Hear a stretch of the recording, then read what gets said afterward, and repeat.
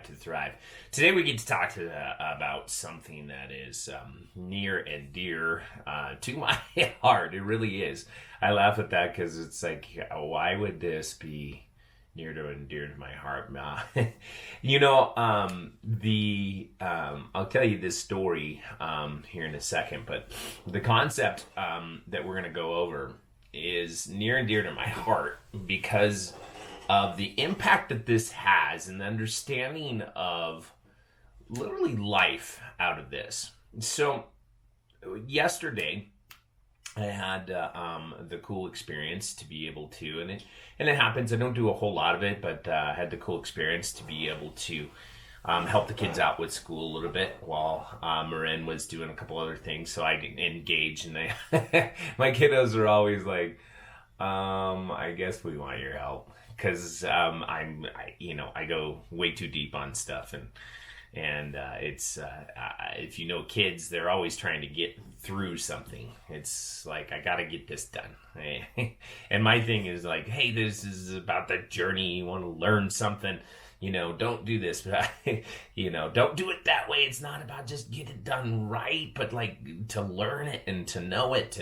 and so they're always like, if I ask Dad, it's gonna be like a half-hour dissertation of of whatever it is we're studying. But anyways, my our middle kiddo Emerson was learning about and just couldn't grasp the concept of spontaneous generation, and I had to read it a couple times. I'm like, where are we at? What are we talking about? It's science.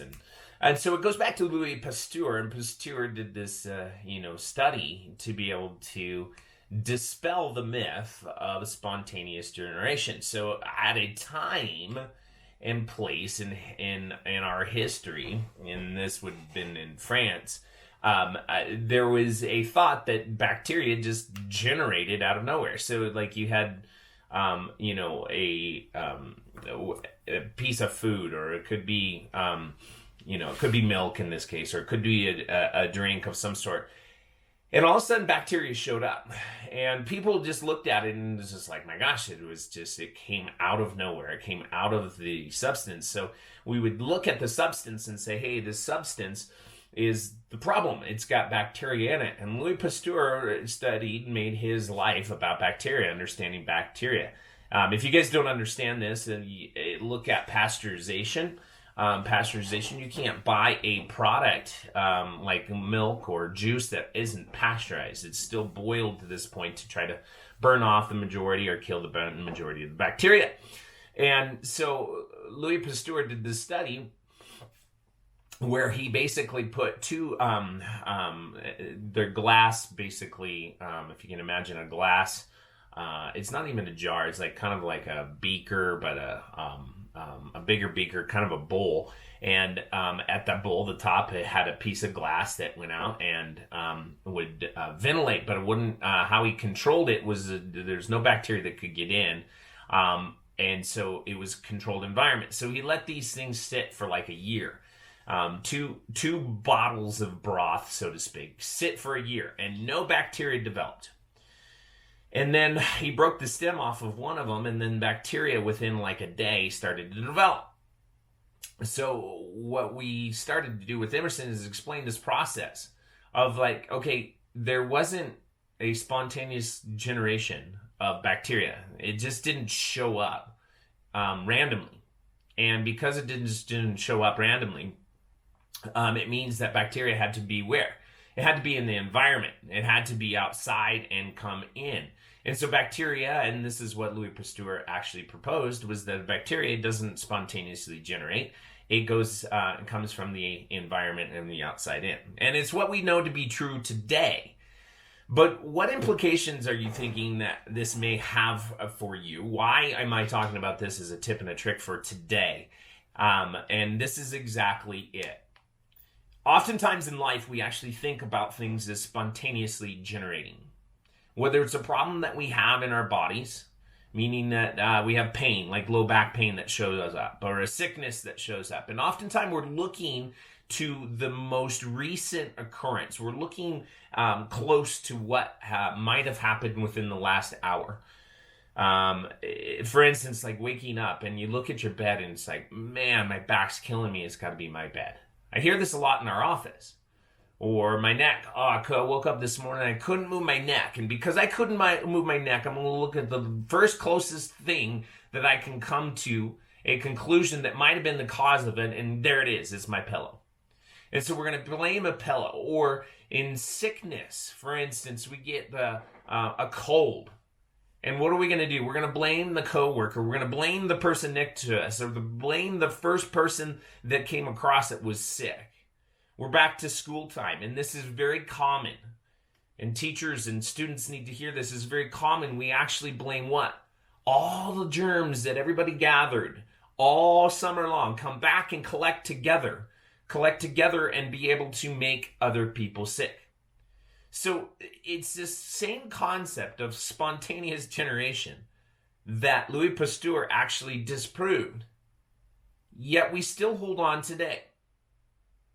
This has a huge life lesson because medicine is based off of this criteria. Antibiotics are based off of what? Killing that bacteria that's spontaneously generated in your body.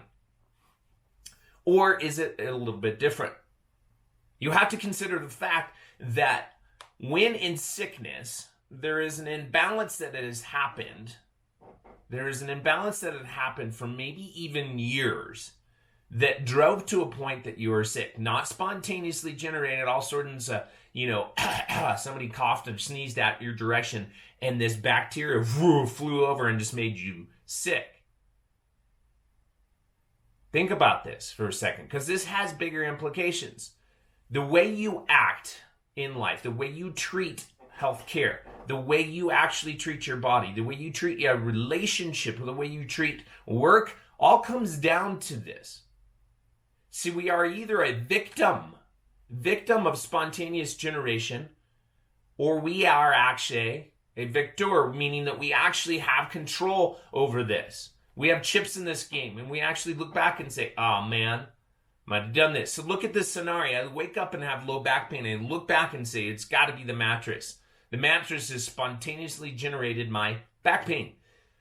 Or I look at the fact that, like, hey, maybe I did something. Maybe I was back in the years that I used to, in my case, ski race, and I had crashes, and there was just trauma to my back. Maybe it's catching up. Maybe I haven't done enough stretching. Maybe I've overtrained a little bit. Maybe I'm actually developing a posture over time that could be creating this.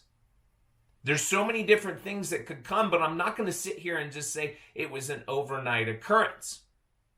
You see, you may be doing the same thing in a marriage. Is that you wake up and one day he doesn't understand you, or she doesn't get it. She just doesn't get it. And you think the problem is what it is in just in your face. What happened today? What happened, the fight that you had in the morning before you took off to work. And we think that just spontaneously somebody turned into a jerk. Somebody turned into a bitch just overnight. We're like, just a bitch. There it is. Versus recognizing that this is not the truth. I mean, these are things that happen with years of neglect, years of not taking care of your low back, years of not taking care of a relationship. So we get this from a dental standpoint. Nobody in their right mind would actually just go into the dentist and just say, hey, I spontaneously had this tooth pain. We get it from a standpoint. Now, dentists, you might be out there and be like, yeah, we're still trying to educate people on this. But for the concept of people having tooth pain, they understand that the decay that caused the tooth pain and has likely been there for many years. And that's the concept that dentistry has done really well, because everybody knows that you go to the dentist a couple times a year and get your teeth cleaned, and there's that dental model that is just ingrained. But what if we could ingrain that in a relationship, in a marriage, in your spine, in your back, one of the most vital portions of your entire body? What if you could ingrain that in a work ethic and things like that? It's like, spontaneously got a bonus today. No, you didn't. You got a bonus because you did the work. You actually showed up and did the work, and you performed at a level that was there. I love how kids kids when they show up in sports. I mean, you're going to have those kids that were like always like, oh gosh, they just performed from day one. They were good. They were athletic. All right. But the kids that show up and like start to like blossom, and it's just like, everybody's like, wow, that was just overnight. And you had some kid that was overnight success, but had years of practice, years of doing the work, just quietly doing the work. Nobody saw it. Nobody knew about it. Just years of quietly doing the work. And then all of a sudden it shows up. So we see things as spontaneous. But this is human nature, because we saw things as spontaneous as bacteria. It was spontaneous generation, which, like I said, couldn't be any further from the truth. So here's the tip and trick today, is to recognize, one, where you've been actually treating life as spontaneous. Like just shit happens. It's just overnight, it happened to me. Versus actually taking some responsibility and looking back at a deeper level and saying, look, this developed over years. My back pain developed over years. This was not an overnight thing. And I'm going to take responsibility for that. Because like I mentioned before, this life lesson that you will get out of this is an understanding that you can't just unwind it spontaneously as well. You have a relationship problem. Your wife, your husband, you have a relationship issue. A marriage is on the edge. This is not going to be fixed overnight. So in the understanding that it's not spontaneously did it happen, it's not going to spontaneously fix itself either. This is not like, okay, got the new mattress, my back pain is better. Now, although that can help, this is not the way it works. So understanding the cause will allow you to understand the possible solution that is not spontaneous, nor is the cause. It's the way you treat your body. Listen to how this works. It's the way you treat your body. When in sickness, I run off and get an antibiotic. Ooh, hang on. When in sickness, let me take a deep breath and see what I'm doing in my life. I got too much stress. I'm not taking enough breaks. Maybe I'm not recovering enough from my exercise. You exercise crazy people. Recovery is a big thing. Maybe I'm not actually supplementing my diet. Maybe I'm not eating well enough. Maybe I'm not hydrated enough. You see, there is a whole different mechanism as you start to look at it differently. Right? I hear this a lot. I guess I haven't worked hard enough in my church because God's punishing me. Haha, you've been there. All right, we go into the works. No. Had nothing to do with that. Just had the fact that you thought you could show up on Sunday and be blessed.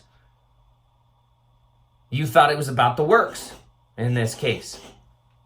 Versus having a spiritual relationship, having the connection to the likeness in your relationship. You're going to treat it as symptomatic, like, oh my gosh, it's here, and I'll do something about it. I put out this fire. I bring home roses. I take my wife out to dinner only when she's, what? Flipping out. No, I do the work beforehand. Or I recognize that I got to put the time in. I got to do the work to be able to build that relationship and have it actually flourish. And it's not going to flourish tomorrow by me investing in it today. It's going to flourish tomorrow by me investing in it for the last years, many years. Not just bringing home flowers one day. Wife doesn't like flowers. I mean, she likes flowers, but it's like, meh. But it has to do with repetition. Just doing it again and again and again and again and pouring into that. So it doesn't spontaneously happen in the creation, but it doesn't spontaneously happen in the nightmare. And see, the way you look at this is going to impact life. This is why it's near and dear to me, is because the understanding that bacteria don't make people sick. People make people sick. It's the equivalent like in your marriage. That it's not the TV that makes your marriage not work. It's the people that sit there and disengage. It's not the iPhone that makes people actually get divorced.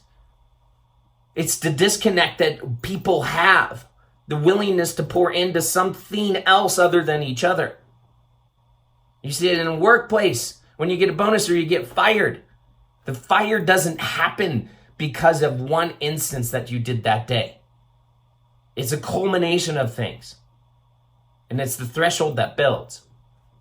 So the tip and the trick today is to recognize where you've actually looked at life as spontaneous.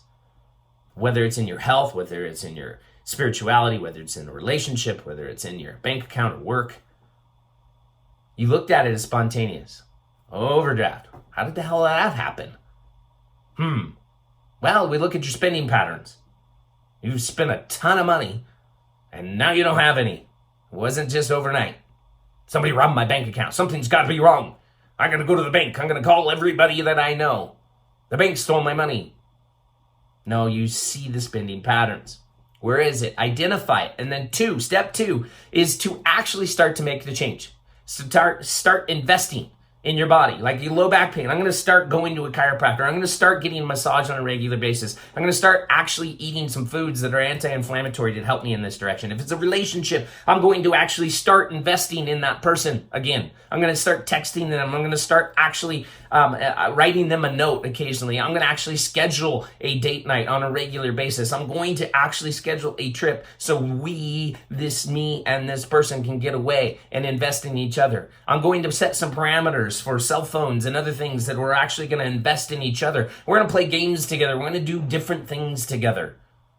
You see, these are the patterns that will get you to freedom. These are the patterns that will get you to a life above, or the patterns of sitting there being a victim of spontaneity. Spontaneous generation. Who would have thought a whole podcast out of that in life lesson? But it's for you if you want it. It's for you to make a change if you want it. It's for you to grasp and inhale if you want it. And that's it. Bringing you tips and tricks every day. Just thoughts, rocking your brain. Thoughts, to be able to change you out of this life of just surviving the bacteria that might tackle you, surviving the multiple fights that you have in your relationship, surviving back pain versus thriving up and above. Thriving in a body that works and serves you. Thriving in a relationship that's on fire, engaged, loving, caring. Thriving up and above. In love and light. Talk to you.